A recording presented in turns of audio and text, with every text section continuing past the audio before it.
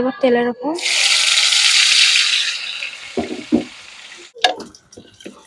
এটা একটু ভেজে নেব। এই ভাজা পটলের মধ্যে এই ভাজাগুলো আমি দিয়ে দেব, খুব সামান্য মশলা। আসসালামু আলাইকুম, আজকের আমি বানাবো পটলের দরমা। তার জন্য আমি পটল নিয়েছি, পটলের ভিতরে দানাগুলো বার করে নিয়েছি। ছোট একটা চামচ দিয়ে ভিতরে দানাগুলো সব আমি বার করে নিয়েছি। দানাগুলো এবার আমি দানাগুলো একটু মিক্সিতে হালকা করে পিষে নিয়ে আসবো। অল্প করে পেঁয়াজ দিচ্ছি আর আদা আর রসুন দিয়ে দিচ্ছি।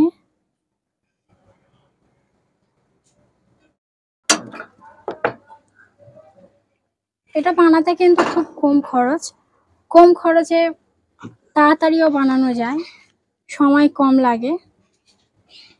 আমরা চাই রান্না করতে গেলে একটু খরচ কোথায় কম হবে সেটা আমরা চেষ্টা করি। তার জন্য আমি আজকের এটা বেছে নিয়েছি। আমি পটলগুলো একটু ভেজে নেব। তেল গরম হয়ে গেছে, এবার আমি পটলগুলো দিয়ে দিচ্ছি। এটা একটু ভেজে নেব। এটা কিছু দেবো না, শুধু পটলটা ভেজে নেবো একটু তেলের উপর। এবারে পটল প্রায় ভাজা হয়ে এসছে।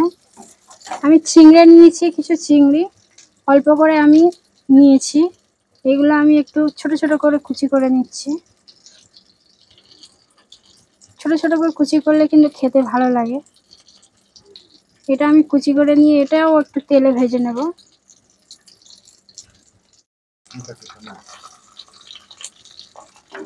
পটল ভাজা হয়ে এসছে, আমি তুলে নিচ্ছি।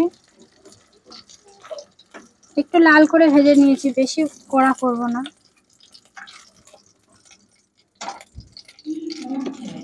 এবার আমি এই মশলাটা দিয়ে দিচ্ছি, যেটা মিক্সিতে বেটে নিয়ে এসেছিলাম।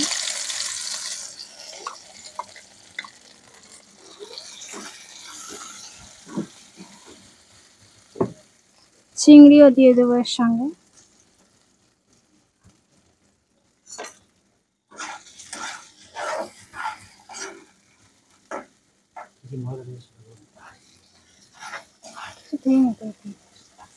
আমার এখানে ভাজা প্রায় কমপ্লিট হয়ে এসছে। আমি অল্প অল্প একটু করে মশলা দিচ্ছি। গরমের সময় মশলা কম খাওয়া ভালো। আমি একটু মশলা কম দিয়ে তরকারি রান্না করি, তার জন্য আমি মশলা কম দিয়ে এটা একটু ভেজে নিচ্ছি নেড়ে চেড়ে। ভাজা প্রায় হয়ে এসছে আমার। এবার আমি তুলে নেব।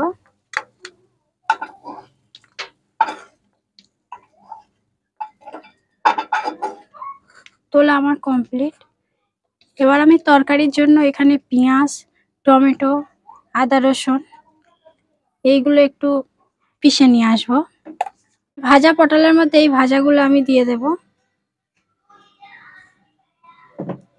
এগুলো আমি ভর্তি করে দিচ্ছি। পটলের ভেতরে মশলাগুলো দেওয়া আমার পুরো কমপ্লিট। দেখো ভিতরে আমি দিয়ে দিয়েছি, কত সুন্দর লাগছে। এবার আমি রান্নার পালা, আমি তরকারি রান্না করব। তার জন্য আমি আগে একটু তেল দিয়ে দিচ্ছি। আমি আদা রসুন পেঁয়াজ টমেটো এখানে পিষে নিয়ে এসেছি। আমি যে আদা রসুন টমেটো পেঁয়াজ পিষে নিয়ে এসেছিলাম মিক্সিতে, সেটা আমি এবার দিয়ে দেবো তেলের উপর।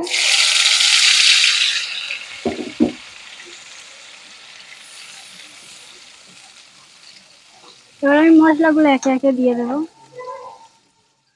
লবণ দিচ্ছি স্বাদ অনুযায়ী, লঙ্কা, হলুদের গুঁড়ো। আদা রসুন কিন্তু আমার এর সঙ্গে দেয়া আছে, তার জন্য আমি আদা রসুনটা আর দিলাম না।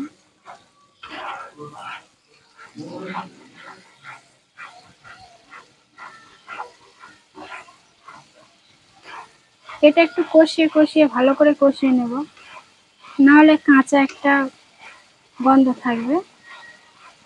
দিয়ে দেব পটলগুলো আমি একে একে দিয়ে দিচ্ছি।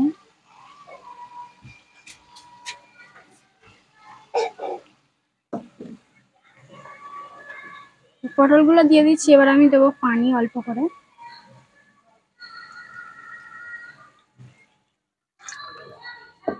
পটল দেওয়া হয়ে গেছে, আমি অল্প করে পানি দিয়েছি।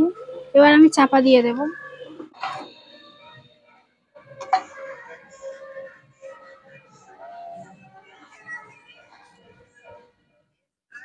ওপরতে আমি জিরে মরিচ ছড়িয়ে কিন্তু জিরে মরিচটা দিলে কিন্তু সুন্দর একটা ফ্লেভার আসে। দেখো কত সুন্দর হয়েছে তরকারিটা। একদম অল্প মশলা দিয়ে আমি তরকারিটা বানিয়েছি, খুব সামান্য মশলা।